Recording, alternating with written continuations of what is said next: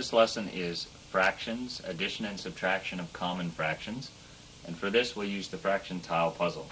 As you can see, I've started off this lesson by pulling out all the third pieces so that we can look at the puzzle and see it a little more clearly.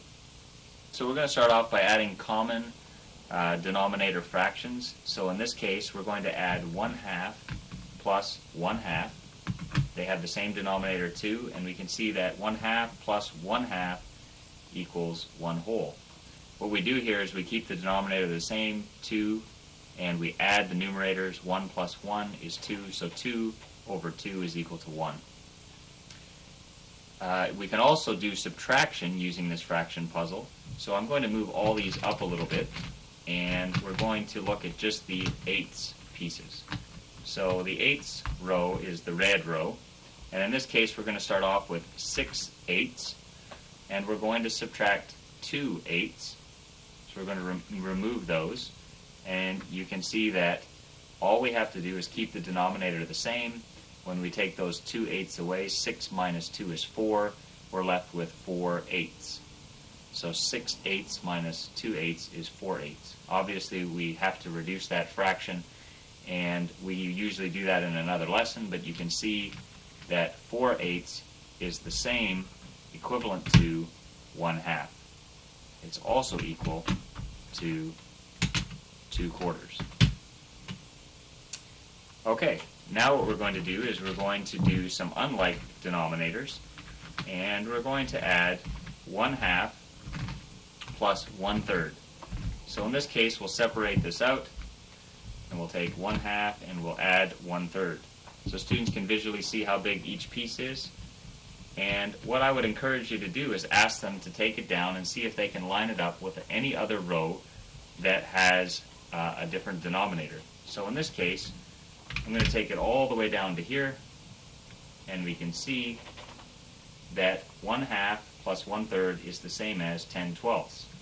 So obviously we have to show students that 1/2 is equivalent to 6/12, 1/3 is equivalent to 4/12, 6 plus 4 is 10, so now we have 10/12.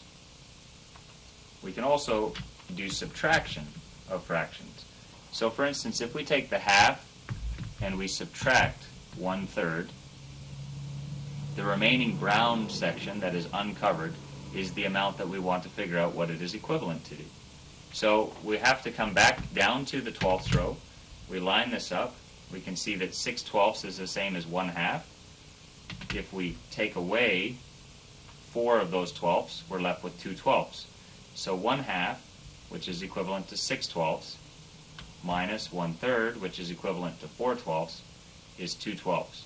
So the first thing we do when we subtract unlike denominators is we convert them to equivalent denominators or common denominators. So 1/2 is 6/12, 1/3 is 4/12, 6 minus 4 is 2, leaving us with 2/12. And again, in another lesson we teach this, but you can take these 1/12 and 2 1/12 you can see is equivalent to 1/6. And that is how you add and subtract fractions with numerators of 1. Well, let's suppose we want to have unlike denominators, and we want to change the numerators. So for instance, if we wanted to start off in this row with 3/12, we have 3/12, and we want to add 2/3. So I'm going to move this up just a little bit so I can place these in here. And I have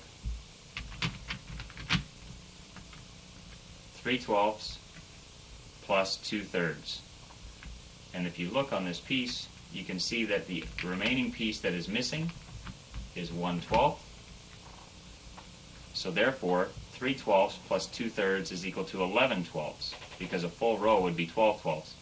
And we can show students why this works, because each 1/3 piece, as we found out before, is equivalent to 4/12. So we're really adding 3/12 plus 4/12 plus 4/12 is 11/12.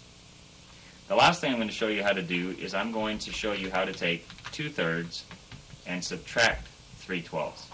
So what we do is we take 3/12 and we place it at the very end right here, because we want to cover that area, and only the remaining portion that's left is our answer.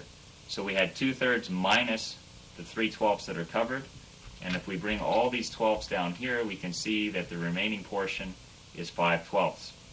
So we had 1/3 plus 1/3 was the 2/3. That was our starting fraction, which we found out was equivalent to 8/12. When we take away the 3/12, we're left with 5/12. So 2/3 minus 3/12 equals 5/12. This is how you subtract and add fractions with unlike denominators and unlike numerators. Obviously, we're limited by the fraction puzzle with the numerators and denominators that we can use, but it's a way to teach the concrete foundational skills of how to add and subtract fractions.